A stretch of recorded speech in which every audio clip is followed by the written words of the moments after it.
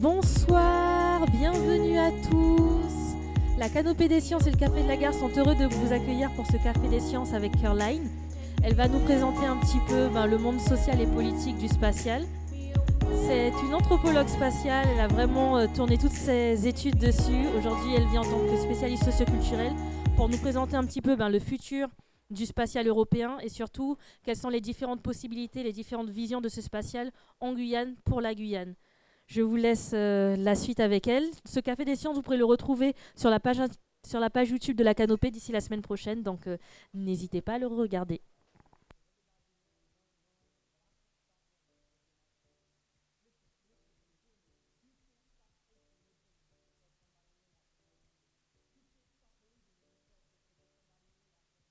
Ça marche maintenant? Maintenant? Ah oui, ça marche maintenant. Donc une autre fois, bonsoir à tous. Je suis très très heureuse de présenter mon projet à vous ce soir. Ce titre est Créer l'univers, le monde social et politique du spatial. Et c'est vraiment sur mon sujet de mon thèse pour mon doctorat. Je suis une anthropologue de l'espace et je m'intéresse bien le truc socio et politique spatial. Beaucoup de choses. Donc, on a une soirée bien chargée, mais j'espère que grâce à quelques éléments interactifs et de sujets variés, nous passerons un bon moment ensemble. Et je vais commencer par une brève présentation de moi-même, puis je souhaiterais en apprendre un peu plus de vous avant de continuer. Et ensuite, je présenterai l'anthropologie en général, parce que c'est un sujet très spécifique. Et après, je explique le monde fascinant de l'anthropologie de l'espace, et ça c'est très, très populaire à ce moment. Et ensuite, nous plongerons dans l'histoire du Centre spatial guyanais, peut-être vous connaîtrez bien déjà, et la complexité de l'accès à l'espace. Et enfin, nous réfléchirons ensemble à l'avenir pour Guyane, mais aussi pour l'espace en général. Et je tiens à préciser d'emblée que je suis ouvert aux questions, mais franchement, les anthropologues ne sont pas trop forts en répondre à les questions, c'est plus fort à demander les questions. Donc moi, je suis Caroline, je suis néerlandaise, et je suis actuellement doctorant en Pologne, sur une université en Cracovie, s'appelle Jagiellonian University. Et je suis juste commencé avec ma 3e année, donc je ne suis pas finie avec ce sujet à ce moment.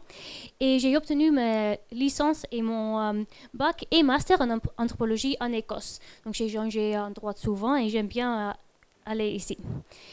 Et il y a quelques années, je me suis passionnée pour la vie extraterrestre. Donc c'était commencé avec la vie sur l'océan. Donc, j'ai concentré mon attention sur l'océan et notre relation avec l'eau, avec l'environnement en général, et aussi avec eux-mêmes, et les technologies de scuba, par exemple. Mais par la suite, j'ai changé de perspective pour notre monde extraterrestre, et ça, c'est bien sûr l'espace. En étudiant comment les gens vivent dans l'espace et comment ils envisagent la vie future dans cet environnement. Au départ, je pensais que je travaillais sur des mondes lointains. Je n'aurais pas à me préoccuper à la politique terrestre, mais malheureusement, comme vous constaterez aujourd'hui, ça n'est pas le cas. Il y a beaucoup de politique sur l'espace maintenant et aussi sur le futur.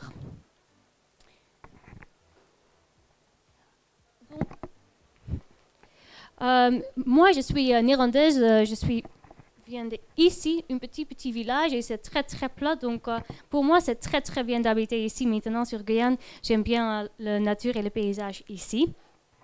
Et comme c'est très clair maintenant, je ne suis pas française, donc je m'excuse pour tout mon faute, tout le petit phrasé compliqué, et aussi pour le papier, mais je suis trop peur, j'oublie mes mots sans lire le mot sur le papier. Et aussi c'est la première fois que je présente mon sujet en français, donc je suis très nerveux, mais j'espère qu'on travaille un petit ensemble, ça marche bien pour la soirée. Mais s'il y a quelque chose qui n'est pas clair, n'hésite pas à lever ta main pour demander de répéter ou reformuler, et je vais essayer de faire ça, ou peut-être demander quelqu'un pour traduire. Donc maintenant, vous connaissez moi un petit peu, mais je voudrais connaître toi aussi un petit peu, donc tout le monde a 3 petit papier. Et il y a quelques questions sur cette présentation. C'est pas de souci si vous préférez pas de participer. C'est juste pour le plaisir de nous. Et il y a quelques questions et chaque fois il y a les 3 couleurs. Et tu m'as levé ta main avec la correcte couleur. Mais c'est un petit difficile de voir la correcte couleur avec la lumière ici, mais on essayait. Donc la première question, c'est j'habite en Guyane. Je pense la plupart habite ici. Ah, il y a une personne. Non. 2. Ah, donc ça, c'est trop bien. On a les personnes qui sont visitées, peut-être le touriste. Ah oui, touriste aussi. Travail, trop bien. Et la deuxième question, d'où venez-vous? C'est ça, Guyane ou métropole ou autre comme moi? Ah, quelques personnes qui sont neutres. Mais la plupart, c'est métropole, mais aussi un petit peu de Guyane, donc trop bien. Et une importante question, travaillez-vous dans l'industrie spatiale? Ah, non! Oh, mais ça, c'est magnifique! Ah, donc on va apprendre ensemble, parce que franchement, je ne suis pas trop fort en tout le sujet de technologie, mais on va prendre plus de verre cette fois. Parfait, mais il y a quelques personnes qui n'aiment pas bien, et je pense aujourd'hui c'est vraiment une histoire avec l'élément négatif, mais aussi positif. Mais franchement, la complication, la vie compliquée de l'espace. Donc, quoi je fais ici? Pourquoi Guyane? C'est parce que Guyane, c'est très, très intéressant et important pour l'Europe sur le secteur spatial. Tout le monde connaît le centre spatial guyanais. Donc, je m'intéresse bien sur l'histoire du centre spatial ici. Et je suis ici aujourd'hui à Canopée des Sciences pour partager mon recherche un petit peu, mais comme j'ai dit, je ne suis pas encore finie. Donc, c'est aussi apprendre ensemble. Et je voudrais remercier Canopée des Sciences pour donner cette opportunité. Et aussi important pour dire maintenant, c'est je suis toujours intéressée à parler avec les personnes. Donc, si tu es intéressé, contactez-moi après ou ce soir pour parler avec moi sur le sujet. Mais avant de commencer vraiment, une petite chose sur le sujet. Parce que si vous cherchez les solutions, je décevois, je ne suis pas trop fort à ça.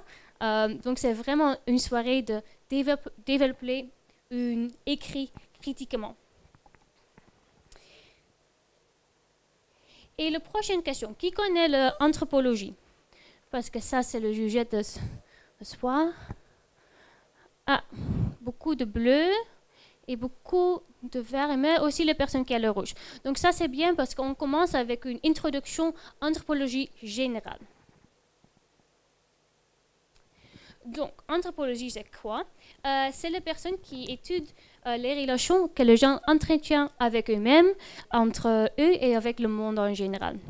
Il existe plusieurs types d'anthropologie. Il y a certaines personnes qui se consacrent à l'histoire de l'humanité et son évolution. D'autres considèrent l'archéologie comme une branche d'anthropologie et travaillent sur les héritages culturels. Donc ça, c'est aussi un sujet très important. Et pour ma part, je m'occupe avec l'anthropologie sociale et culturelle. Et qui examine la façon dont la vie est simultanément influencée par et façon la dynamique politique, sociale et culturelle. Les méthodes sont basées sur la croyance qu'il y a une connaissance dans l'expérience. Donc ça, c'est un petit différent avec l'autre science. Donc pour nous, l'entretien, l'analyse du discours et observation et participation, c'est très, très important. Et un exemple très, très connu sur l'anthropologie, c'est cette gare ici, il y a polonaise, Malinowski. Et sur le début de l'anthropologie, il fait la recherche sur le genre exotique. Donc, aller à un autre pays pour comprendre la vie sur un autre endroit dans le monde.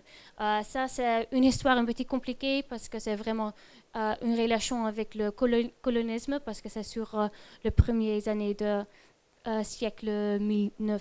Donc, c'est intéressant, mais c'est compliqué quand même. Et maintenant, il y a beaucoup de gens qui recherchent, par exemple, les rituels différents, donc la manière, le mariage sont célébrés différents vers le monde. Et il y a plus et plus de personnes qui étudient le groupe social, par exemple l'Extinction Rebellion, qui voudrait changer le gouvernement en général, et comment ils voudraient faire ça. Et un autre type d'anthropologie qui sont très très populaires et très importants pour moi, c'est l'anthropologie qui examine l'endroit où la science de science. Donc c'est le manier la science est créée. Ça s'appelle aussi Science and Technology Studies et examine la création, le développement et les conséquences de la science et de la technologie dans leur contexte historique, culturel et social. Et de cette recherche est née l'anthropologie d'espace. Donc ça, c'est une vite introduction d'anthropologie en général. Et heureusement, il y a aussi beaucoup d'anthropologie ici. On a une personne ici qui est aussi anthropologue. Et Guyane, c'est vraiment intéressant parce qu'il y a une véritable musique de différentes cultures avec beaucoup de gens qui viennent de pays différents, avec une histoire très compliquée avec le colonisme de France et une histoire complexe et diversifiée. Malheureusement, il n'y a pas beaucoup publié en anglais, donc ça c'est dur pour moi, mais peut-être facile pour toi parce qu'il y a quelques publications en français. Il y a une attention spécifique en Guyane pour la frontière avec Brésil et Suriname, parce que ça c'est intéressant, parce que c'est une territoire de l'Union européenne en Amérique du Sud. Donc ça c'est très très spécifique. Mais avant de plonger plus profondément dans la Guyane, on prend un petit détour sur l'espace. Donc peut-être tout le monde connaît le Space Race. Ça, c'est le discours très connu sur l'espace. Donc ça, c'est normalement commencé avec le lancement de Sputnik pendant la guerre froide.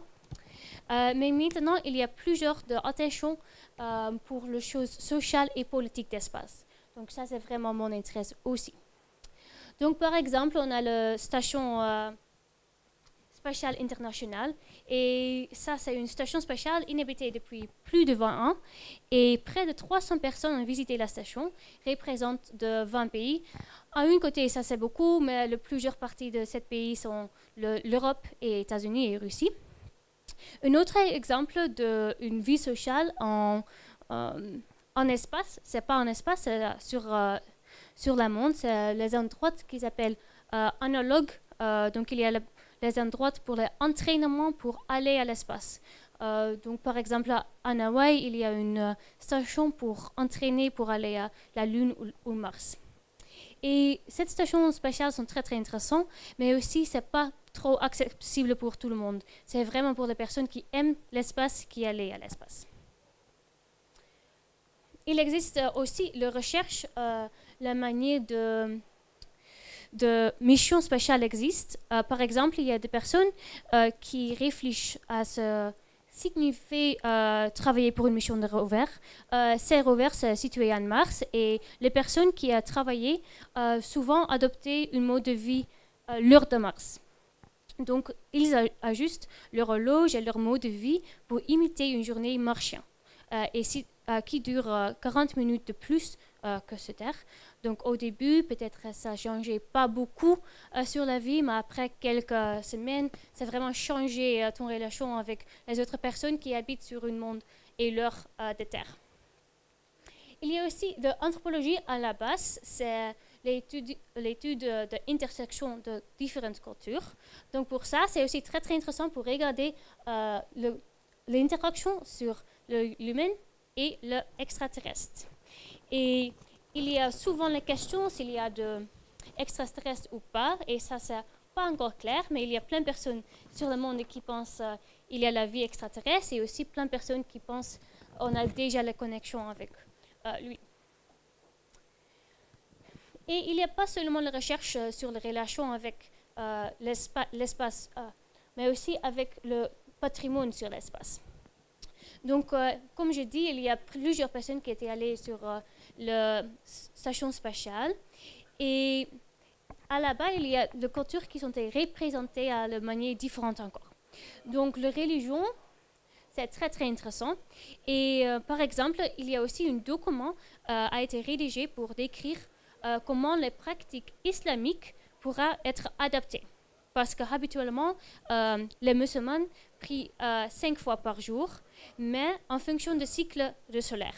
mais à la station spatiale, le soleil se couche et se lève 16 fois par jour. Donc ça, c'est un petit compliqué. Donc ces pratiques sont modifiées et adaptées à ce nouveau environnement. Donc l'anthropologie d'espace, c'est aussi vraiment ça. Comprendre comment la vie a changé sur l'espace. Et la Lune, c'est un autre exemple très, très intéressant parce qu'il possède également un riche patrimoine culturel. Donc, par exemple, il y a des photos de familles d'astronautes, comme ici, qui ont été à la Lune, mais aussi de l'empreinte de Neil Armstrong sur la Lune existe toujours parce que le type d'atmosphère est très spécifique. Et plus intéressant, les cendres d'une scientifique célèbre ont été enterrées sur la Lune, donc c'est utilisé comme une graveyard. Et ça, c'était vraiment un problème parce qu'il y a quelques communautés qui donnaient un esprit sur la Lune. Donc, utiliser ça pour un lieu de sépulture, c'est vraiment un problème. Et il y a un groupe autochtone aux États-Unis qui était activement opposé à ça. Donc, c'est un sujet de parler maintenant. Deux autres exemples pour la culture sur l'espace. C'est peut-être tout le monde connaît le Tesla de SpaceX qui a été lancé par l'entreprise d'Elon Musk. Et pour certaines personnes, c'est une plaisanterie amusante, c'est une blague, mais pour l'autre personne, c'est vraiment une expression du capitalisme parce que ça, c'est pas utilisé pour l'autre chose. Et pour autres personnes encore, c'est une initiative inutile parce que c'est vraiment seulement démontrer le pouvoir de SpaceX.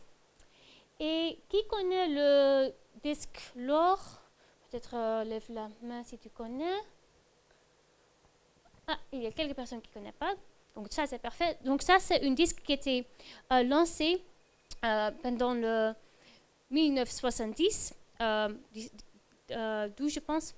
Et c'est très intéressant parce que c'était explicite pour parler avec les extraterrestres. Donc, il était un groupe de personnes sciences qui créaient un disque de l'or avec beaucoup de musique, avec autre chose aussi, avec le petit message de présidents de gouvernements différents.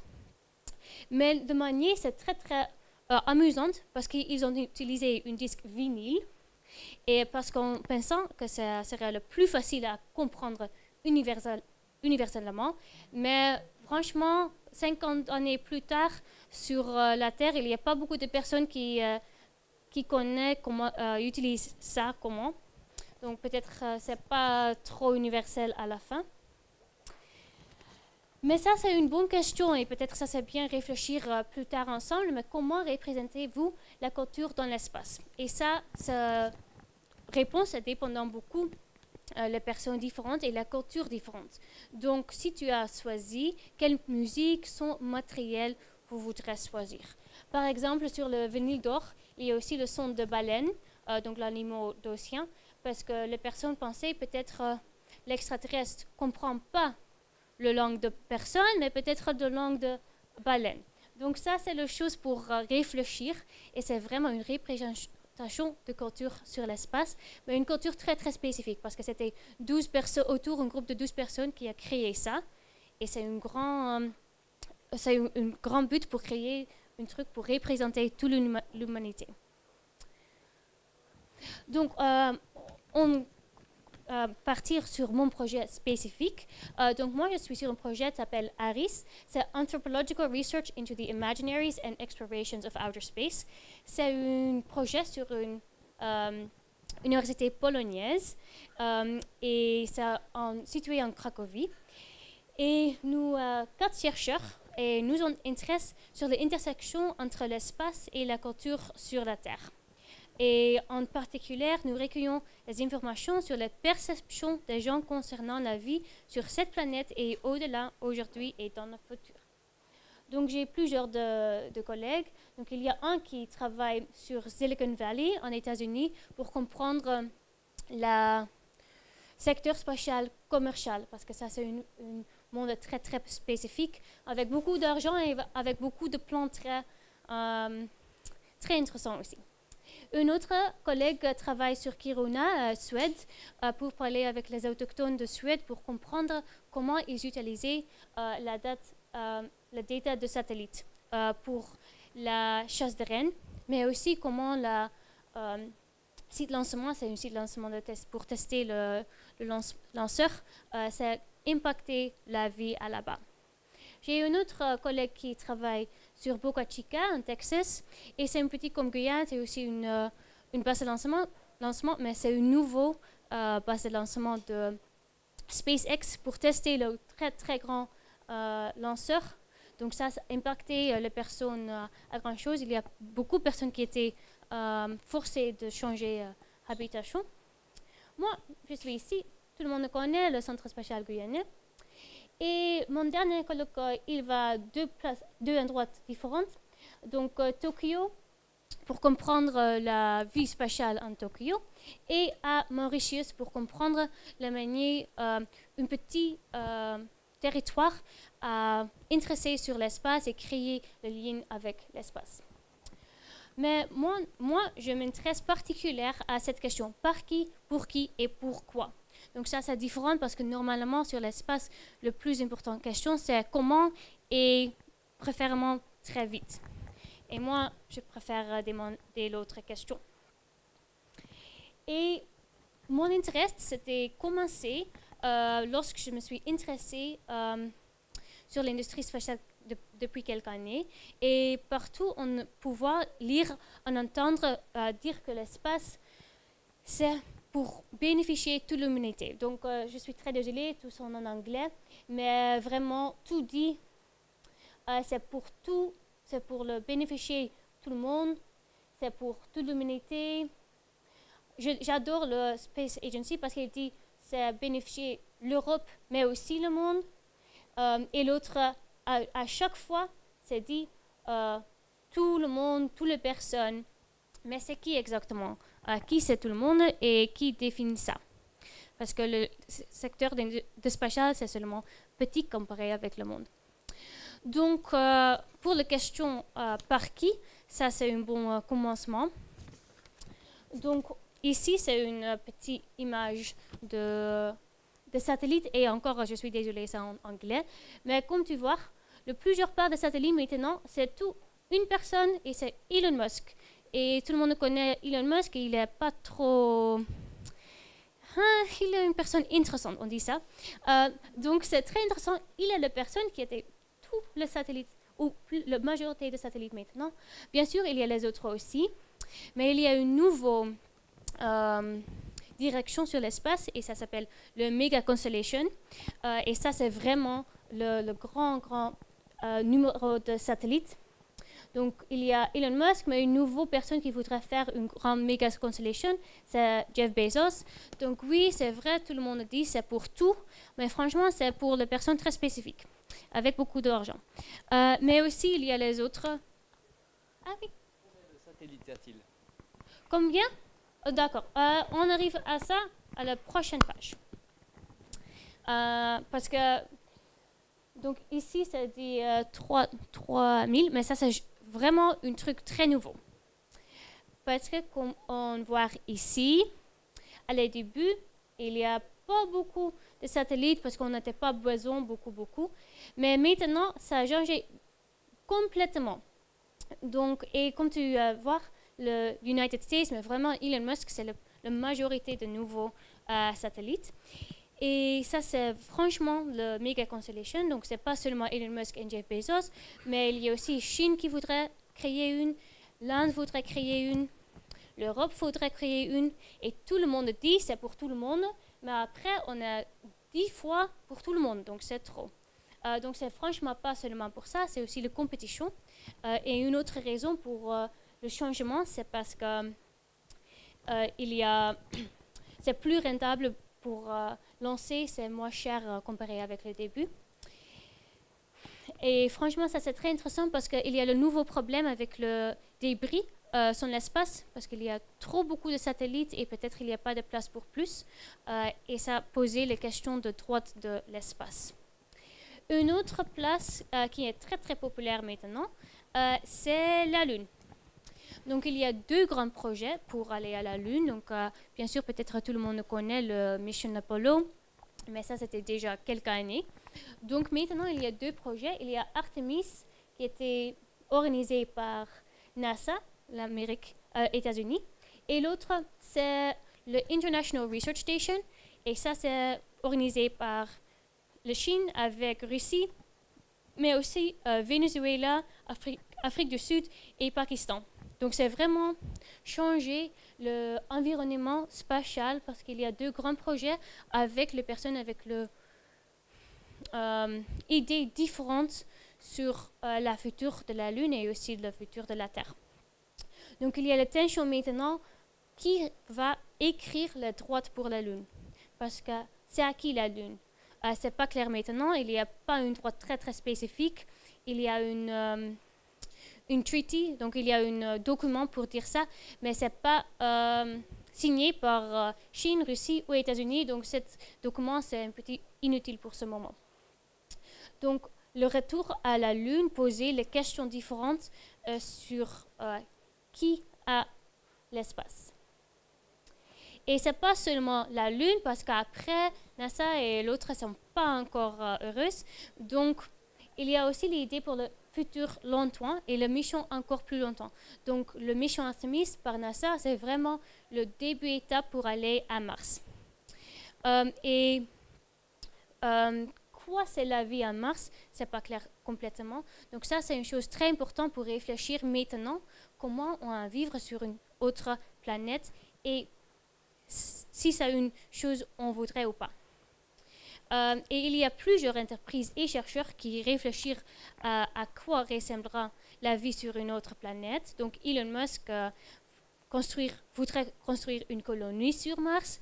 Jeff Bezos souhaite envoyer des usines dans l'espace. Et il y a beaucoup de personnes qui préfèrent trouver une autre planète s'il y a le problème avec la Terre. Et donc, peut-être une bonne question pour ce moment, qui voudrait aller à l'espace?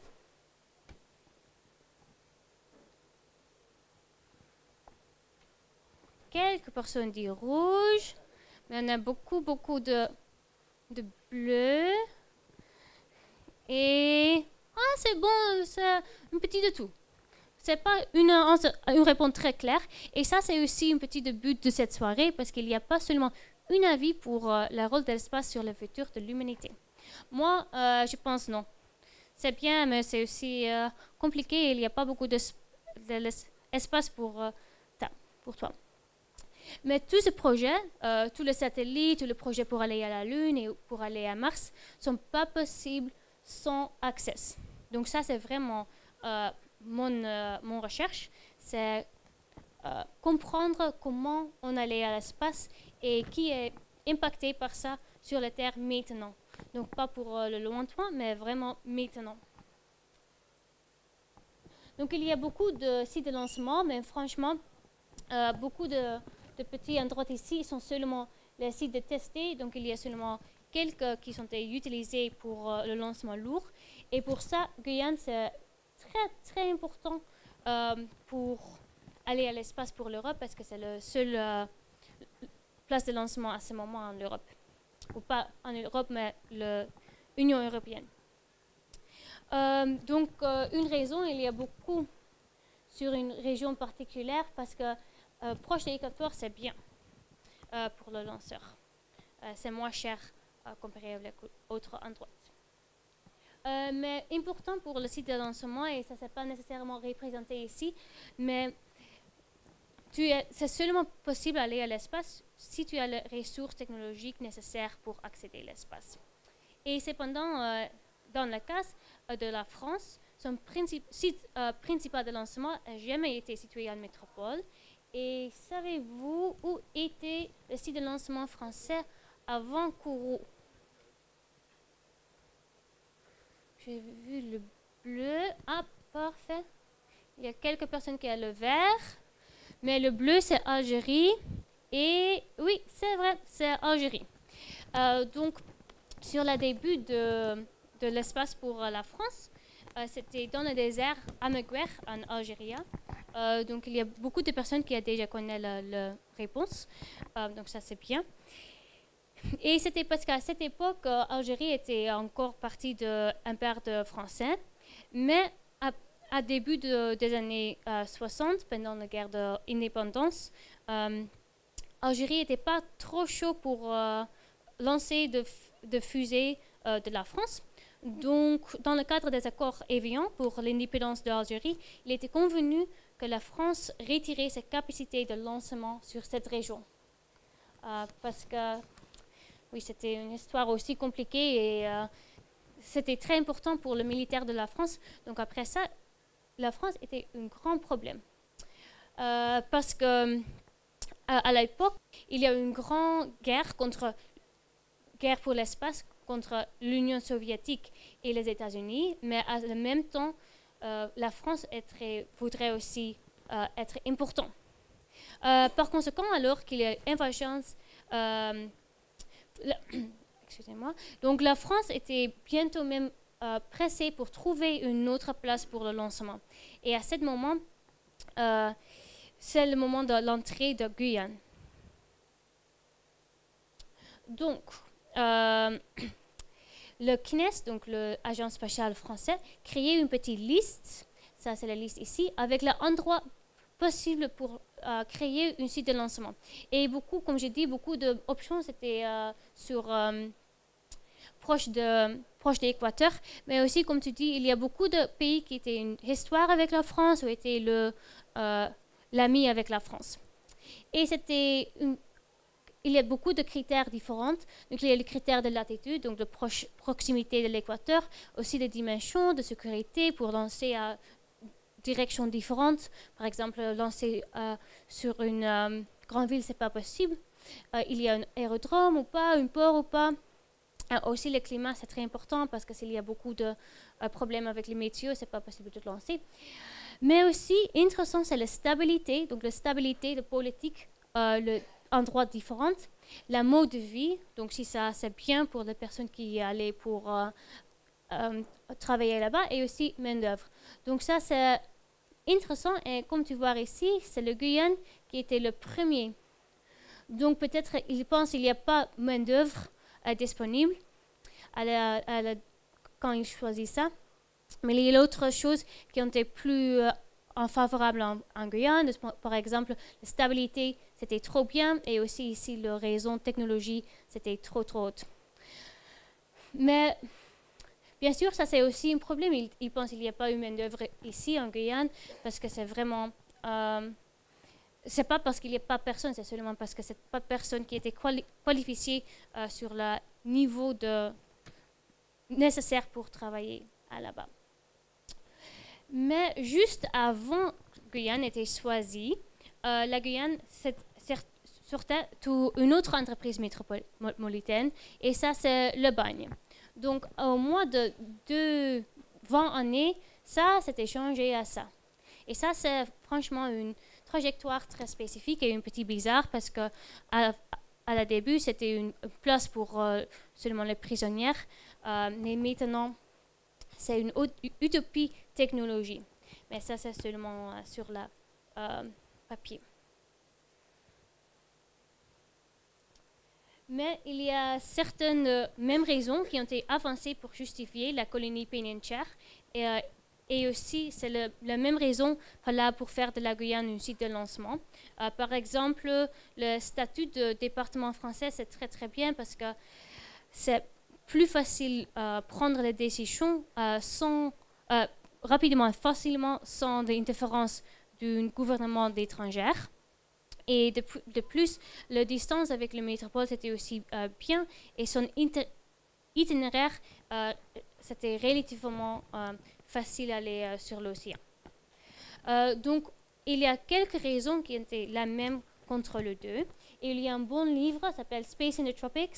C'est il y a 20 ans qui a été écrit par un autre anthropologue, Peter Redfield. C'est seulement en français, mais je recommande ça pour tout le monde qui est intéressé sur cette trajectoire d'un site de pénalité, d'un site de lancement.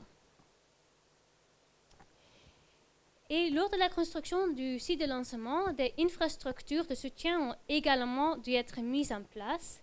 Ainsi, bien plus qu'un simple site de lancement, le CNES a construit toute une ville spatiale. Et ça, c'est une histoire très spécifique et complexe, parce qu'avant, il n'y a pas d'infrastructure comme ça. Ça, c'est Kourou, c'est proche de Kourou maintenant.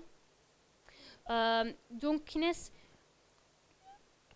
entrait Kourou pas seulement avec une idée pour l'avenir, mais aussi pour une idée pour la vie maintenant en Kourou. Donc, il va planifier depuis le logement de personnel Audran qui habitait trop proche de la roche, mais aussi l'installation de hébergement pour les visiteurs, l'équipement de loisirs et sportifs, l'hôtel et l'école. Donc, tout a été créé par le CNES pour créer un niveau de vie métropolitain. Donc ça, c'était vraiment le but pour les personnes qui étaient allées à Kourou pour aider avec la construction de site de lancement. Mais il y avait déjà les personnes qui étaient habitées là-bas. Et peut-être beaucoup de monde connaît de l'histoire d'Exproprié, mais il y a un nouveau livre par Juliane Chauchot-Dufay. C'est très, très intéressant. Et c'est un nouveau livre. Je ne suis pas sûre si ça c'est disponible à la libraire, mais j'espère que c'est ça, parce que c'est une histoire de famille de Madame Chauchot. Et parce qu'avant l'arrivée de CNES et le site de lancement, il y a déjà des personnes qui habitent sur la région de Kourou, mais pas sur le mode de vie qui était répondait avec la vie de mode envisionné par le CNES. Donc, ces personnes étaient expropriées et ont déménagé et tout a été changé complètement, radicalement pour la mode de vie. Donc, avant, il habitait sur une grande maison avec beaucoup de très ouvert, mais après vivre dans des bâtiments en béton et c'était pas correspondant avec le mode de vie plus libre et ouvert qui prévaille dans la région avant l'arrivée du CNES. Aussi le mode d'agriculture, la manière de faire agriculture, c'était complètement changé après l'arrivée du CNES. Donc l'imposition d'un style de vie plutôt qu'une autre a des conséquences très préjudiciables et a provoqué des traumatismes sous diverses formes dans le monde entier. C'est pas seulement en Guyane, il y a les personnes qui étaient besoin d'exproprier parce qu'il y a un gros projet métropolitain. Donc alors, lorsque nous réfléchissons à l'avenir pour toute l'humanité, c'est très important, nous devons faire preuve d'une grande critique à l'égard de ceux qui dévisent ces termes. Parce que ça, c'est pas vraiment illégal pour tout, à tout le temps. Donc, je voudrais aussi parler un très, très petit peu sur l'autre projet qui a la même dynamique. C'est seulement un petit exemple, donc c'est pas... Je ne parle pas beaucoup sur ce sujet, mais peut-être tout le monde connaît ici le village Prospérité en Guyane. Et maintenant, il y a un grand échelon sur un projet énergétique et un village amérindien. Et c'est une autre question également de savoir comment la décision d'un groupe influence le mode de vie d'un autre. Et il n'y a pas beaucoup de collaboration, donc ça c'est peut-être un problème. Et c'est le même à Hawaï. Donc il y a, depuis quelques années, il y a une grande démonstration contre un nouveau télescope sur Mauna Kea. C'est une montagne qui est extrêmement importante pour la vie des autochtones de Hawaï. Et ils sont pas très heureux, il y a un télescope. Donc c'est une démonstration pas contre le télescope en général, mais c'est le télescope, c'est sur un endroit très important pour le mode de vie de lui. Et donc nous devons réfléchir à ce qui nous valerons dans la vie et au prix que cela peut coûter. Et avec le problème comme ça, et aussi en Guyane, il n'y a souvent pas de solution simple, mais être conscient des différentes dimensions et respecter le mode de vie diversifié peut nous aider à avancer et à ralentir certains de ces processus. Et ça, c'est franchement un petit plus général, mais il y a le manière pour résister les discours dominants. Donc, par exemple, le science-fiction, il existe également des formes indirectes de contestation des discours dominants où les gens prennent le contrôle d'autres planètes. Donc, plus précisément, il y a des science-fiction autochtones, féminins, afrofuturisme qui mettent en avant différentes valeurs dans notre avenir. Donc, ça, c'est très intéressant pour regarder ou pour lire. Et s'il y a quelqu'un avec les recommandations pour la science-fiction guyanaise, je suis très intéressée et je voudrais apprendre ça parce que je ne connais pas à ce moment. Donc, s'il y a quelqu'un à la fin, dis à nous. Et sinon, réfléchis à quel serait l'avenir de vos rêves. L'humanité resterait-elle sur Terre ou explorera d'autres horizons?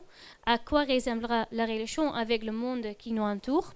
Et espérons que nous puissions voir émerger une grande variété d'histoires et de possibilités à la future. Une autre manière pour créer une connexion avec l'univers à une autre manière, c'est sur l'astronomie. C'est une excellente manière pour connecter avec les étoiles. Et il y a le pratique très très vieux, donc c'est incroyablement ancienne. Et c'est une relation qui existe beaucoup avant le premier satellite lancé. Et je pense qu'il y a une personne de Guyane Astronomie ici aujourd'hui. Donc, c'est un très bon endroit pour regarder pour l'événement d'astronomie sur Guyane. Et c'est très intéressant pour apprendre plus d'astronomie en Guyane aussi. Et ça, c'est la question que je voudrais poser à la fin pour réfléchir ensemble ou en seul après la présentation. Mais quelle est votre relation avec l'échelle et avec l'espace? Quelle opportunité ou limite l'industrie spatiale vous offre-t-elle? Et si vous pouvez créer l'univers, à quoi ressemblera-t-il? Et ça, c'est la fin de mon présentation. Donc, merci pour votre attention. Aussi, merci à Caroline de l'Éloire des archives de CNES. Elle aide moi très bien avec lire tous les documents en chien. Et à toutes les autres personnes qui ont aidé moi avec ce projet. Et bien sûr aussi à les personnes qui ont financé ce projet. Donc, c'est ça, Pologne, le gouvernement en Pologne. Et je suis ouverte pour les questions, mais aussi je voudrais dire mes recherches sont toujours en course. Donc, peut-être je voudrais prendre une autre présentation à la fin parce que je pense qu'il y a beaucoup de choses pour apprendre à ce moment et pour dire en plus. Je voudrais dire une autre fois merci à Canopée des Sciences. Et vous avez le commentaire, je suis aussi ouvert pour ça, ou les questions intéressantes qui me manquent à ce moment. Donc oui, merci beaucoup et pour tout. Si vous avez des questions, n'hésitez pas, je passe avec le micro.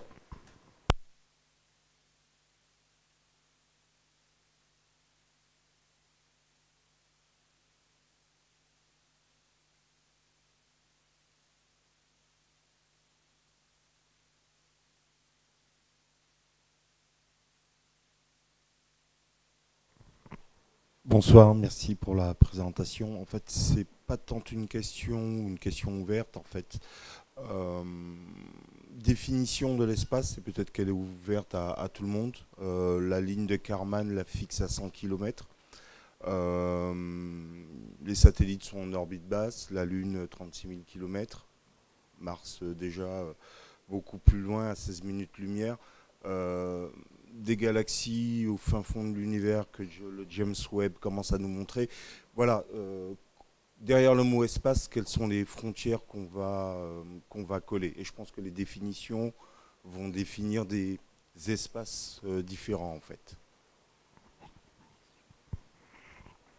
Oui, merci pour les questions. C'est vraiment une question très ouverte. C'est très intéressant de demander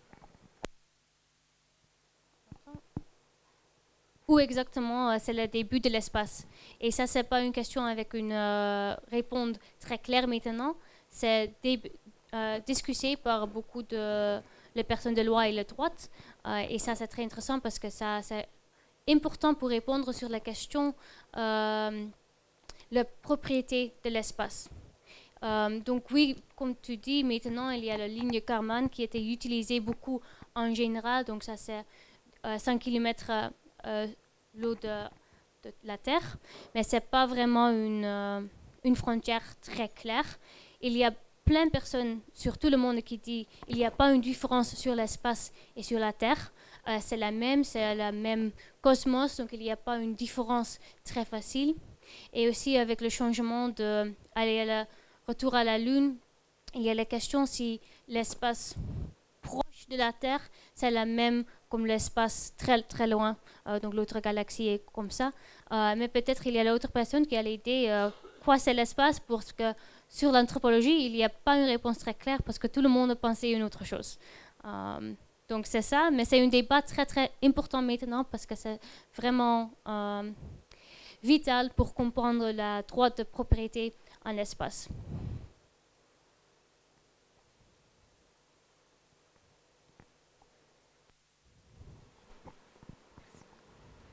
Vous nous avez parlé des prières musulmanes, par exemple, en exemple pour les cultures dans l'espace. Par contre, je suis désolée si j'ai pas entendu, mais du coup, comment est-ce que les personnes font pour prier? Comment est-ce qu'elles font pour trouver les horaires qui correspondent? Donc j'espère que je comprends la question bien, mais donc la réponse est vraiment, ils utilisent la même heure sur la Terre.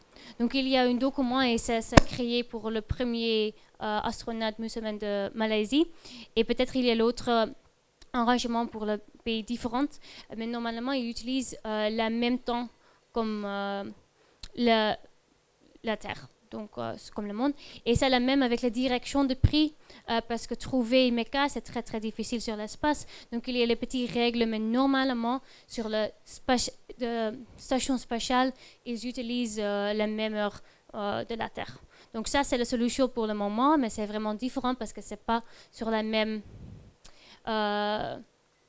c'est une autre manière de penser. Mais pour ce moment, c'est réfléchir l'heure du monde.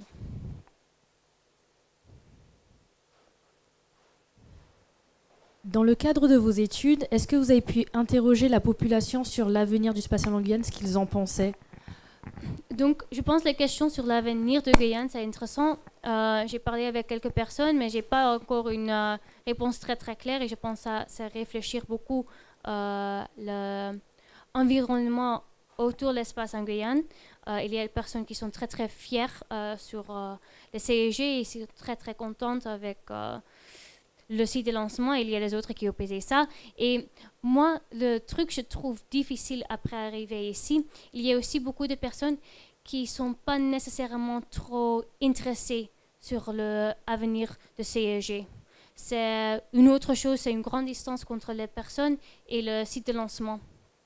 Donc ça, c'était changer un petit de manière de penser pour moi, parce qu'à le début, je pense que tout le monde a une avis très particulière. Et à la fin, il y a aussi beaucoup de personnes qui ont une grande distance avec cette question. Mais peut-être après une autre année, je suis plus claire pour cette question.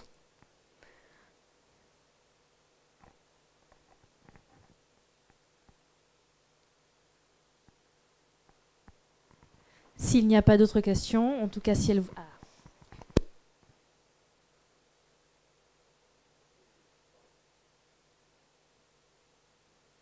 Pardon. C'était pas tant une question, c'est plus une réflexion sur la partie SF, en fait, sur la partie culture, parce qu'elle était présentée en défense, j'allais presque dire, pour être capable de proposer un autre regard sur les excès qu'on pourrait avoir sur l'espace. Or, toute la littérature qui remonte à bien avant le XVIIIe siècle, en fait, la question des imaginaires qui a pu amener à la conquête spatiale, et peut-être qu'une forme d'intérêt ou d'investissement sur l'espace, c'est aussi ça, c'est la question des imaginaires, et donc la question de la culture. Or, j'ai l'impression que dans la présentation, c'était juste présenté en défense. Donc ma question était là, sur la relation imaginaire qui va irriguer l'industrie. Je me rappelle d'un vieux reportage, ça s'appelle la science de Star Trek, bon, moi je suis un vieux geek Star Trek, mais des gens qui ont fait leur carrière parce que simplement à 5, 6, 7 ans, ils étaient en train de regarder Monsieur Spock, quoi. Donc voilà, et ça, j'ai pas vu cet aspect-là. D'accord. Merci pour votre question et j'espère que je comprends bien.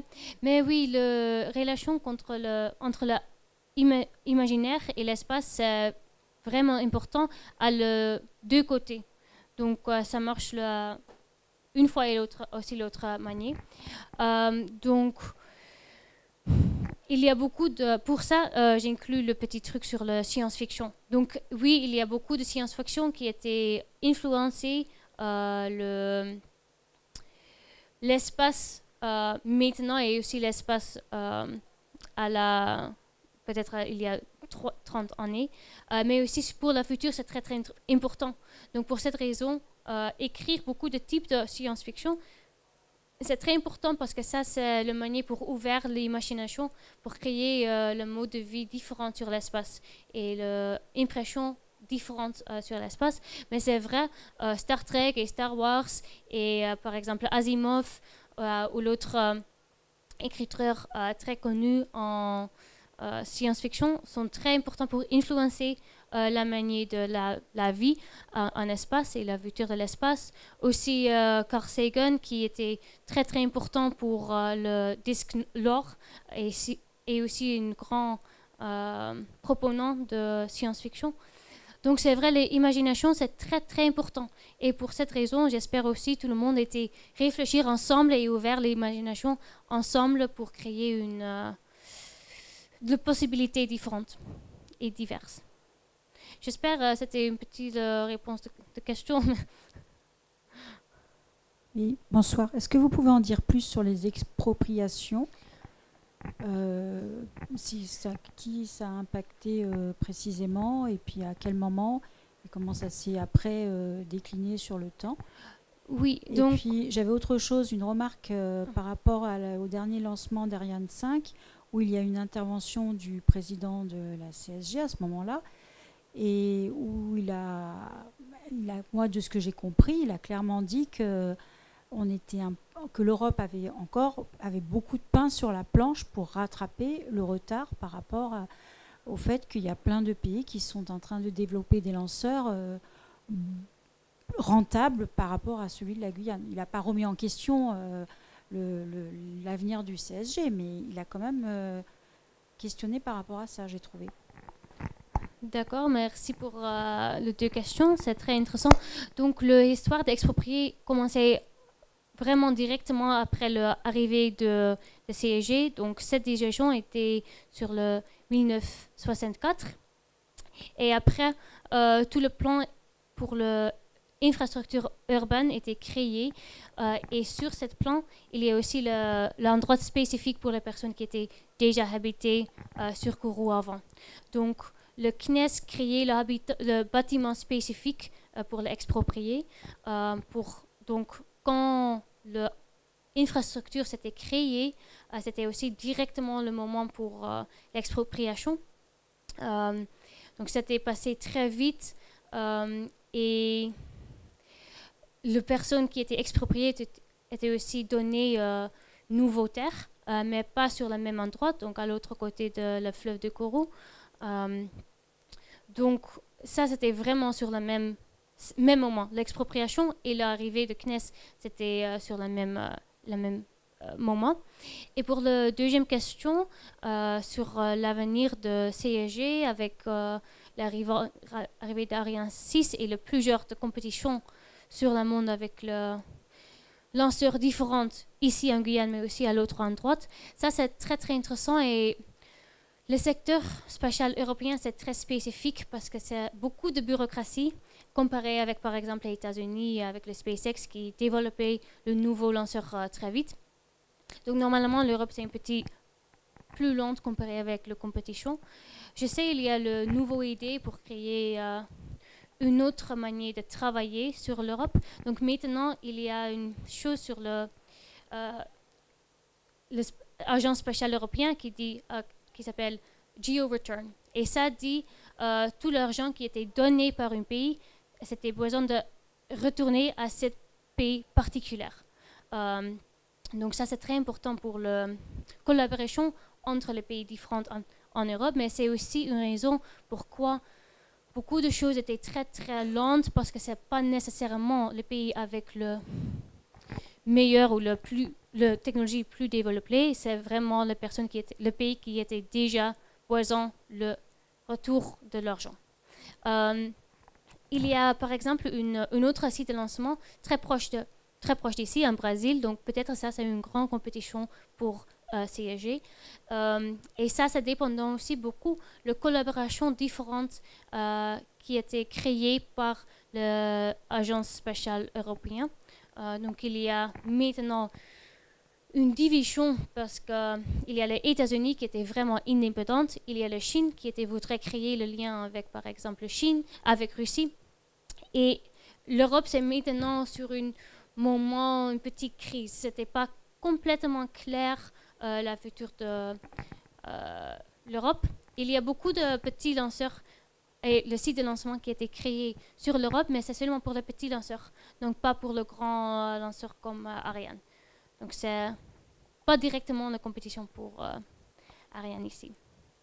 J'espère que ça c'est une petite réponse à votre question. Si je peux compléter sur la question des expropriations, il faut savoir que le CNES rétrocède des terrains à la commune de Sinnamary, par exemple, aujourd'hui. Et pareil pour le côté économique des fusées. La spécialité d'Ariane 6, c'est qu'elle est plus économique étant donné qu'on peut varier le nombre de boosters selon le nombre de satellites qu'on va envoyer dans l'espace.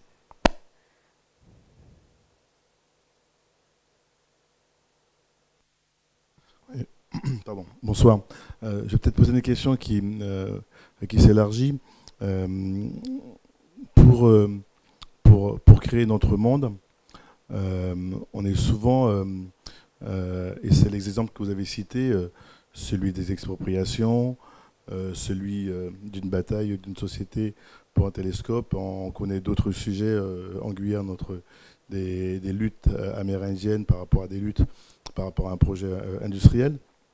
On a souvent été dans des oppositions entre les sociétés humaines et les sociétés économiques. Et puis même dans notre vie de tous les jours, souvent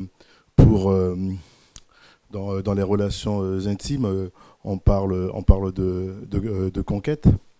Est-ce que, selon vous, pour créer notre monde, pour aménager notre territoire, les conquêtes se terminent toujours par la loi du plus fort? Est-ce que c'est un gage de réussite?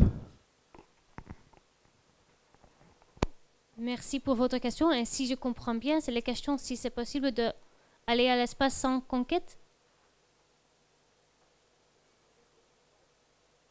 Est-ce qu'on peut aménager le territoire, créer notre monde sans conquête?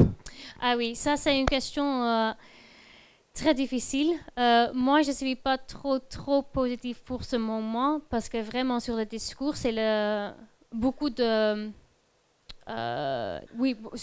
discours sur l'espace, le conquête c'est vraiment sur le centre. Mais je suis aussi, il y a des choses positives parce qu'il y a beaucoup de personnes qui étaient travaillées particulièrement sur ce sujet. Donc sur le sujet, changer la discours de l'espace pour pas parler sur la conquête, mais trouver l'autre mode. Parce que maintenant, il y a plus de discours un petit peu ou très, très colonial. Parce que c'est les personnes qui disent on n'a pas de soi, c'est le futur de l'humanité, on crée une futur pour tout le monde et on connaît le meilleur manière pour faire ça. Donc, changer le discours totalement, je pense que c'est difficile. Particulièrement parce qu'il y a plusieurs places sur le monde qui la conquête de l'espace, c'est vraiment une relation avec le propriétaire de la Terre sur le monde ici. Donc si ça c'est encore la nature du secteur spatial, je pense que c'est pas possible d'aller à l'espace sans conquête. Pour moi, un grand problème avec le secteur spatial, c'est la vitesse. Donc avec la vitesse maintenant, c'est difficile de trouver l'autre discours. Parce que par exemple, l'Artemis, c'est le projet pour aller à la Lune, c'est pour 24. Ça, c'est un petit trop ambitieux pour les États-Unis, mais en théorie, c'est en 24 ou 25. Donc, avec la vitesse de maintenant, et sans le droit qui réglait les personnes qui allaient, je pense que c'est difficile de changer ça. Mais j'espère qu'il y a plus de personnes de droit et de loi qui étaient travaillées sur ce sujet et les personnes qui étaient influencées le discours général pour faire ça possible. Mais à mon avis, une exploration de l'espace complètement sans conquête, c'est pas possible parce qu'il y a plein de personnes, communautés différentes sur le monde qui pensaient aller à l'espace, c'est une mauvaise idée. Donc, le moment il y a les personnes qui vont à l'espace, ça c'est en tension avec les personnes qui n'étaient pas d'accord avec ça. Donc, pour cette raison, aller à l'espace pour le bénéficier pour tous, ça c'est pas possible. Mais j'espère qu'il y a un futur avec moins de raisons de conquête et plus autres raisons pour aller.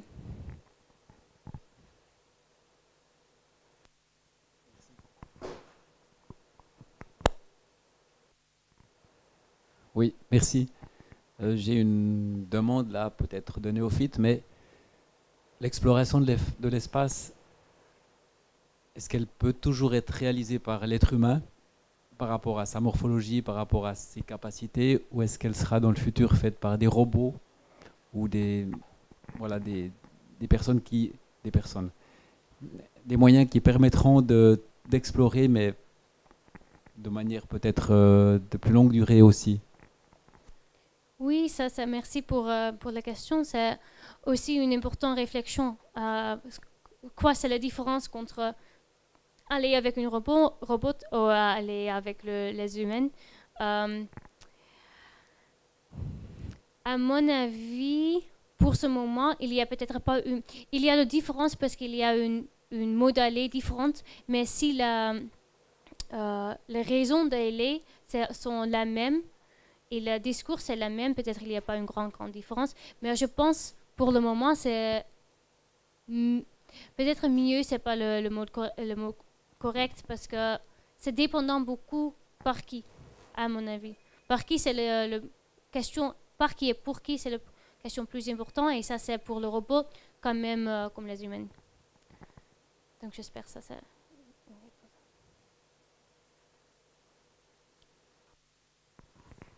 Bonjour. Juste pour revenir sur la question des expropriés, je sais bien que ce n'est pas votre sujet, mais justement, je voulais savoir si dans vos recherches, vous aviez le sentiment que cette mémoire a été réparée et si justement le discours que vous disiez tout à l'heure sur le fait qu'Ariane 6 rétribue des terres, est-ce qu'aujourd'hui, ça permet de réparer les mémoires ou justement il y a un travail à faire sur ça? Merci. Si je comprends bien, c'est vraiment la question pour l'opinion de exproprier maintenant. Franchement, je pense que je suis pas prête pour répondre à la question complètement. Pour ça, je suis pas sur le moment de mon recherche.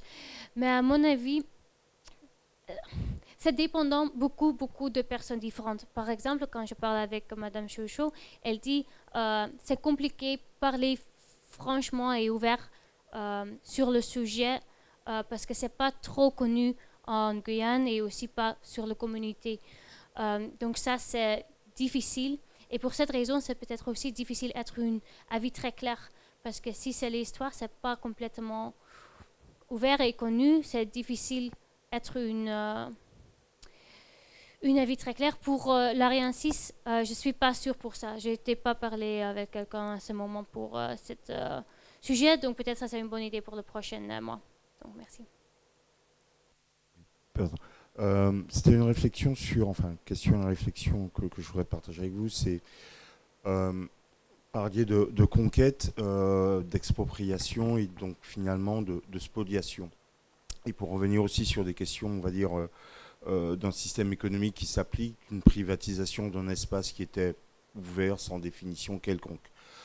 Avec le grand schéma qui est aujourd'hui du New Space, on s'interroge de nouveaux entrants là où il n'y avait que des États.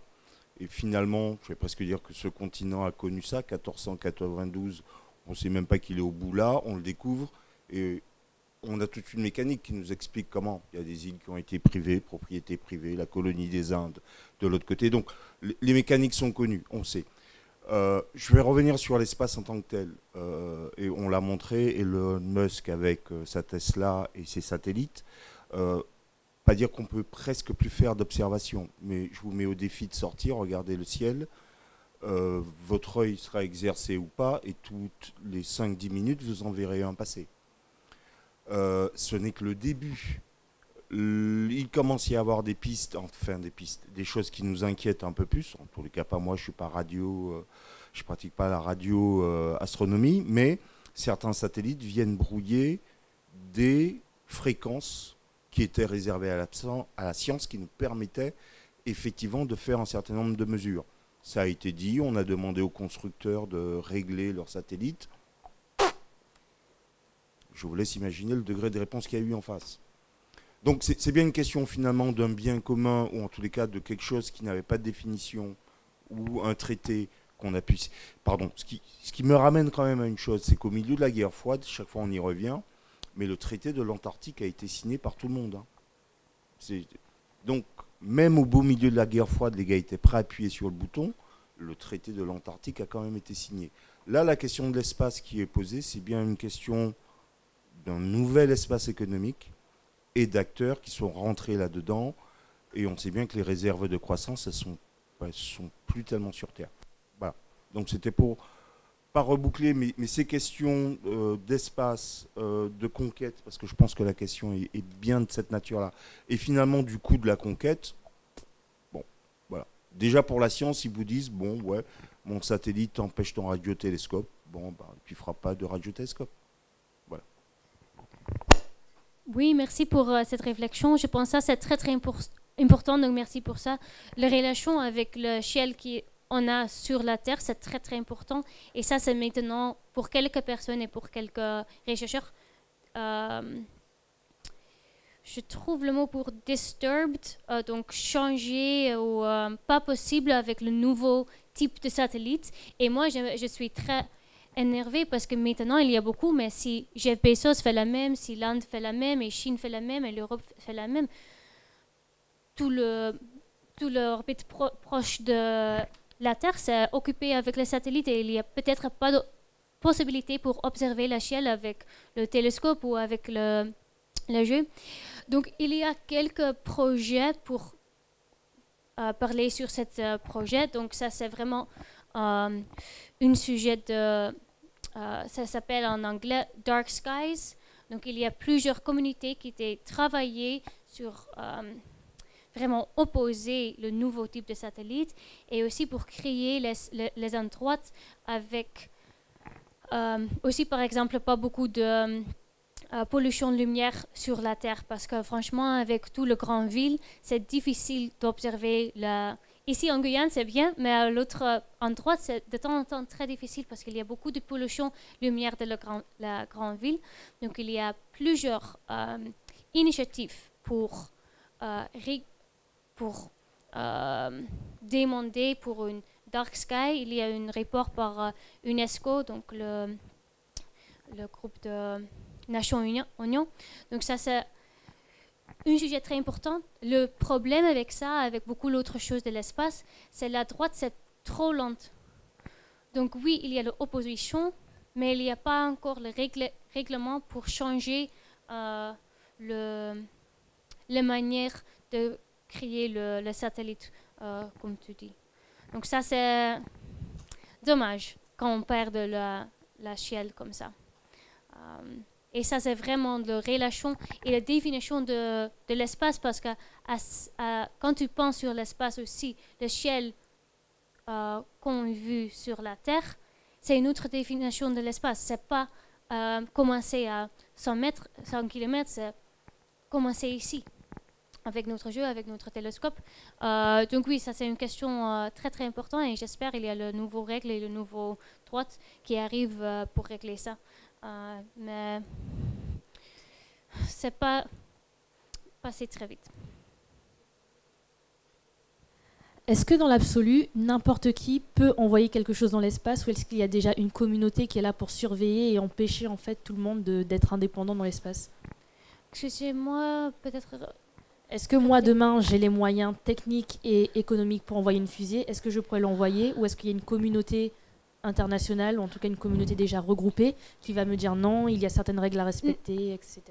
Ah d'accord, merci. Donc normalement, comme je comprends bien, c'est possible de lancer un truc, mais la responsabilité, c'est pas avec un individuel, la responsabilité, c'est avec la nation, donc avec la pays. Donc si tu voudrais lancer une chose, c'est la responsabilité de la France. Donc ça, c'est la règle à ce moment sur le droit international. Et parce qu'il y a l'espace proche de la Terre, c'est très brouillé, il y a le nouveau initiative pour créer le droit pour ça. Il y a une orbite très spécifique qui s'appelle Geostationary Orbit, avec la place limitée, vraiment limitée, mais avec c'est un bon placement pour créer le lien avec un endroit très spécifique sur la Terre. Et à la début, il n'y a pas de règles, mais maintenant, il y a une organisation qui s'appelle International Telecommunications Union qui était créée quelques règles. Parce qu'à la début, c'était le premier qui arrive, ça c'est bien. Donc ça c'était vraiment positif pour le pays qui a déjà avoir le technique nécessaire pour aller à cette orbite spécifique. Mais après beaucoup de protestations d'autres pays, particulièrement le pays sans la technologie nécessaire, c'était changé un petit peu. Mais franchement, encore, l'espace est vraiment pour les personnes qui arrivent à la première. Parce que les règlements existent, mais c'est pas trop clair. Donc il y a 5 règlements de l'espace et aussi pas 5, c'était signé par tous les pays. Le plus connu, c'est Outer Space Treaty, mais c'était un document de 1967. Donc c'est vieux. C'est pas réfléchir le monde maintenant. Donc on a besoin d'une autre chose. Et pour la Lune, par exemple, ça c'est créé par NASA et par les États-Unis. Mais c'était bénéficier les États-Unis parce qu'ils voudraient retourner à la Lune à une mode très spécifique. Donc par exemple, la Chine dit non, on ne peut pas signer ce document parce que ce n'est pas pour nous, c'est pour toi. Donc il y a le nouveau initiative, mais c'est compliqué d'arriver à un règlement pour tout. Donc ça c'est un problème. Maintenant c'est réglé par pays et pas par individuel.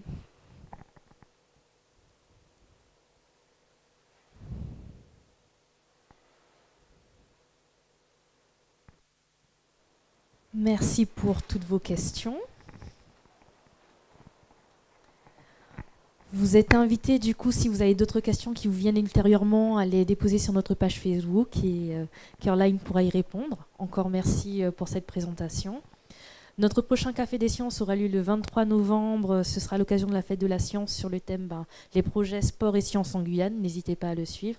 Suivez aussi nos prochaines actualités pour la Fête de la Science qui aura lieu du 10 au 27 novembre, donc avec des animations un peu partout en Guyane, plutôt intéressantes. Encore un grand merci du coup à Caroline pour la présentation de ce soir.